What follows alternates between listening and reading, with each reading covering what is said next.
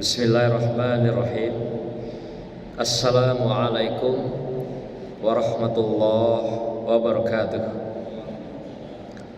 Alhamdulillahirabbil alamin. Wassalatu wassalamu ala asrafil anbiya wal mursalin Sayyidina wa maulana Muhammadin wa ala alihi wa sahbihi ajma'in wa man tabi'ahum bi ihsani ila yaumiddin birahmatika ya arhamar rahimin. Hadirin yang dimuliakan Allah, para jamaah, ustadz, ustazah, demikian juga santri dan santriah yang berbahagia. Kembali kita melakukan tadabbur Quran pada siang hari ini, melanjutkan kajian kita sebelumnya. Hari ini adalah masih surat Al-An'am ayat 57. Sebelumnya Ustadz kita sudah menyampaikan hal-hal yang berkenaan dengan ayat sebelumnya, yaitu di mana ayat sebelumnya mengingatkan bahwasanya umat kafir Quraisy mengajak Rasulullah menyembah sesembahannya, apakah berhala-berhala atau juga dalam bentuk-bentuk sesembahan yang lain. Segala macam cara dilakukan untuk menggoyahkan iman Rasulullah. Segala macam cara dilakukan untuk menggoda Rasulullah. Sampai-sampai ditawarkan transaksi, apakah engkau ingin mendapatkan tahta yang tinggi, akan diberikan, kata kafir Quraisy. Ataukah engkau ingin mendapatkan harta yang banyak, akan kami berikan, kata kafir Quraisy. Demikian juga, apakah engkau juga membutuhkan wanita-wanita yang cantik? Berapa banyak engkau butuhkan? Ini tawaran-tawaran kafir Quraisy kepada Rasulullah sallallahu alaihi wasallam agar Rasulullah mau mengikuti, mau menyembah apa yang mereka sembah. Sampai segitunya kafir Quraisy menggoda Rasulullah dengan berbagai cara. Tapi semuanya tetap ditolak. Tidak ada yang diterima oleh Rasulullah SAW satupun. Dan semuanya diabaikan. Dan sampailah Rasulullah mengatakan, kalaulah aku ikut kamu semua, maka tersesatlah aku. Seperti juga tersesatnya kamu semua di dalam kehidupan. Dan oleh karena itu, aku tetap tidak akan menyembah apa yang kamu sembah, dan aku tetap tidak akan mengikuti keinginan kamu sekalian. Dan aku juga tidak mau tersesat seperti apa yang sudah kamu lakukan, sudah kamu jalankan di dalam kehidupan ini, di dalam kesesatan. Maka itu, aku sesungguhnya adalah orang-orang yang mendapat petunjuk, dan aku menyampaikan kebenaran, risalah kalamullah yang pasti benar adanya. Maka itu aku tidak akan mengikuti apa yang kamu sembah, kemudian juga aku tidak akan mengikuti apa yang kamu inginkan di dalam perilaku-perilaku beragama yang kamu sudah lakukan. Inilah pernyataan Rasulullah pada kafir Quraisy pada ayat sebelumnya telah disampaikan oleh Ustadz kita semua. Nah, hari ini kita lanjutkan pada surat yang sama, ayat 57. Pada ayat 57 ini Allah katakan, a'udzubillahi minasyaitonirrajim, bismillahirrahmanirrahim, qul inni ala bayyinatin min rabbi wa kazzabtum bih ma 'indi ma tasta'jiluna bih inil hukmu illa lillah yakussul haqqa wa huwa khairul fasilin.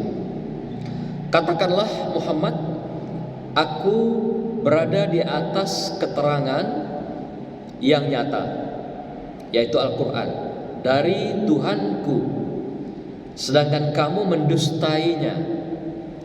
Bukankah kewenanganku untuk menurunkan azab yang kamu tuntut untuk segerakan kedatangannya. Menetapkan hukum itu adalah hak Allah, atau hanyalah Allah yang berhak memberikan hukum itu yang seadil-adilnya. Dia menerangkan kebenaran dan dia pemberi keputusan yang terbaik. Shadaqallahul azim. Dari ayat ini menyampaikan, memberikan pesan pada kita ada 4 hal. Yang pertama, Allah mengatakan pada Muhammad Rasulullah SAW, katakanlah Muhammad, aku berada di atas keterangan yang nyata, Al-Quran dari Tuhanku. Ini yang diingatkan Allah pada Rasulullah. Dari pernyataan sebelumnya tadi, ayat 56, di mana para kafir Quraisy mengajak Muhammad Rasulullah SAW ini mengikuti mereka. Maka itu diingatkan Allah pada ayat ini, katakan Rasulullah pada mereka bahwa aku ini berada di atas kebenaran, aku ini berada di atas kesahihan, aku ini berada di atas ketidakraguan, dan aku dengan Al-Quran ini yang berasal dari Tuhanku dan benar adanya, keterangannya pasti, keterangannya hak. Kemudian juga wahyu-wahyu disampaikan juga adalah sesuatu yang mengajak kamu membawa pada kebenaran, kebaikan di dalam kehidupan. Inilah kata Allah pada Rasulullah, katakan pada mereka ya Rasulullah, di samping engkau tidak akan mau ikut, tapi sampaikan engkau hidup dengan Al-Quran yang sudah benar, yang nyata adanya, tidak ada keraguan di dalamnya. Yang kedua, sedang kamu mendustakannya. Jadi aku, kata Rasulullah, berada pada kebenaran Al-Quran, sedangkan kamu sudah diberikan Al-Quran ini, sudah disampaikan padamu, tapi kamu mendustainya, kata Rasulullah. Ini pesan Allah agar disampaikan pada kafir Quraisy ini gitu. Kamu mendustainya, padahal sudah disampaikan kebenaran-kebenaran itu, kesohihan itu. Tapi kamu menutup telinga, menutup mata, menutup hati, sehingga tidak mau menerima kebenaran yang sebenarnya dari Allah Subhanahu wa taala. Sehingga kamu berada dalam kesesatan yang nyata, sehingga kamu berada di dalam kemungkaran yang nyata, sehingga kamu berada dalam kezaliman. Dan kezaliman yang terbesar itu adalah melakukan syirik kepada Allah, melakukan ingkar, kafir kepada Allah, melakukan fasik, keluar dari koridor kehidupan dengan Allah. Ini yang kamu lakukan dalam kehidupan, padahal sudah disampaikan pada kamu tentang kebenaran kenyataan Al-Quran, tentang pedoman kehidupan Al-Quran bagi kehidupan kamu semua. Nah, maka itu selanjutnya ayat berikutnya dikatakan lagi oleh Allah SWT, bahwasanya sebelum sampai kepada hukuman Allah, para kaum kafirin ini menantang sebenarnya. Ya Rasulullah, kalau memang kamu benar apa yang kamu sampaikan itu, kalau memang Tuhan kamu itu benar akan keberadaannya, coba tunjukkan pada kami, buktikan apa kebenaran yang bisa kamu tunjukkan sebagai sebenar-benarnya Al-Quran itu, sebenar-benarnya kamu, dan sebenar-benarnya Tuhanmu itu. Dalam surah Al-A'raf juga dikatakan, bahkan lebih jelas, wahai Muhammad, tunjukkan pada kami, turunkan hujan batu dari langit kalau memang benar keberadaan kamu dan Tuhanmu itu. Tunjukkan pada kami, kata kaum kafirin ini. Nah, oleh karena itu dalam ayat ini masih agak umum dia. Kalau memang benar apa yang kau turunkan, kau bawa, kalau memang benar Tuhanmu, tunjukkan azab itu pada kami. Ini masih umum. Tapi dalam surah Al-A'raf dinyatakan langsung, tunjukkan, turunkan hujan batu pada kami. Sampai begitu kaum kafirin ini menantang Rasulullah Sallallahu Alaihi Wasallam. Apa yang dikatakan Rasulullah pada mereka? Bukanlah kewenanganku untuk menurunkan azab yang kamu minta atau kamu tuntut itu agar disegerakan kedatangannya. Jadi Rasulullah katakan, oh itu bukan kewenangan aku. Aku ini manusia biasa sama dengan kamu semua. Cuma aku ditugaskan menyampaikan wahyu kalamullah kepada kamu sekalian. Dan aku diberikan mukjizat oleh Allah SWT, sehingga aku diberikan kemampuan untuk menyampaikan kalamullah ini kepada kalian semuanya. Jadi kalau minta azab, minta disegerakan, minta dipercepat, itu bukan kewenangan aku, kata Rasulullah. Itu semua adalah kewenangan Allah Subhanahu wa taala. Dan Allah lah yang maha adil, Allah lah yang maha tepat menetapkan keputusannya sesuai dengan janjinya. Yang jelas Allah tidak akan berikan hukumannya, azabnya, sebelum dia berikan rahmatnya. Allah berikan dulu kenikmatan, Allah berikan anugerah, kesenangan di dunia dalam bentuk rahmatnya, berkahnya. Tapi dengan rahmat dan berkah itu, ketika engkau dustai nikmat ini, maka saat itulah Allah berikan azab kepada engkau. Jadi Allah tidak mendahului azab kemudian baru rahmatnya, tidak. Karena cintanya Allah pada makhluk, pada manusia, maka Allah berikan rahmatnya, barokahnya sebanyak-banyaknya dulu, baru Allah timpakan azab. Dan puncak dari azab itu Allah siksa mereka sampai mereka dihabiskan dalam satu generasi, bahkan diganti dengan generasi yang lainnya dengan berbagai cara. Apakah dibolak-balikkan bumi ini dengan gempa, dibanjirkan dengan angin, dan segala macam senjata Allah yang ditimpakan baik di muka bumi maupun diturunkan dari langitnya Allah SWT.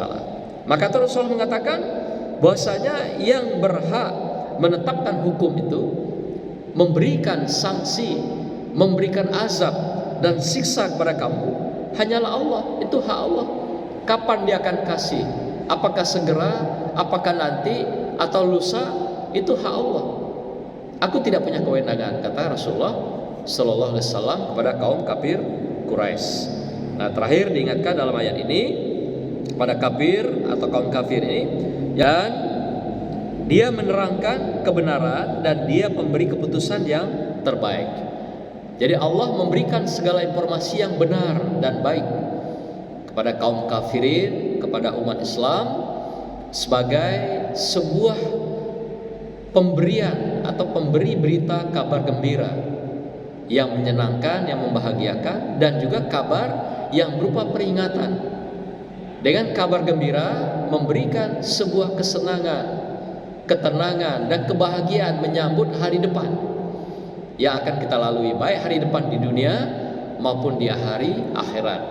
Sedangkan peringatan adalah dalam rangka Allah mengingatkan kita agar waspada, bahwasanya ada hari pembalasan, bahwasanya setiap amal yang kamu lakukan ada sanksi-sanksi. Amalnya baik, sanksinya kebaikan berupa pahala. Amal keburukan, kejahatan, kezaliman, sanksinya juga adalah kejahatan yang sama, yaitu juga berupa hukuman dari Allah SWT. Dan Allah lah yang telah menerangkan kebenaran, dan juga Allah lah yang maha memberikan keputusan yang terbaik, yang seadil-adilnya kepada kamu, baik di dunia maupun di akhirat. Nah, hadirin berbahagia, inilah beberapa pesan Allah pada kita pada surah Al-An'am ayat 57 ini. Allah meminta Rasulullah mempertegas godaan para kaum kafirin Quraisy ini yang mengajak menyembah berhala, mengajak mengikuti keinginan-keinginan mereka, mengajak kepada hal-hal yang berbuat kemungkaran, kezaliman terhadap Allah SWT, dan mengajak kepada kesesatan-kesesatan. Maka itu ayat 57 ini Allah minta jelaskan pada mereka, jelaskan sejelas-jelasnya, tegaskan setegas-tegasnya, sampaikan yang benar itu secara benar, dan sampaikan yang salah itu secara benar. Inilah yang merupakan intisari daripada ayat ke-57 surat Al-An'am yang kita kaji pada kesempatan siang hari ini. Demikianlah Bapak Ibu sekalian, Tuan Guru yang saya hormati, anak-anakku yang berbahagia. Barakallah. Wassalamualaikum warahmatullahi wabarakatuh.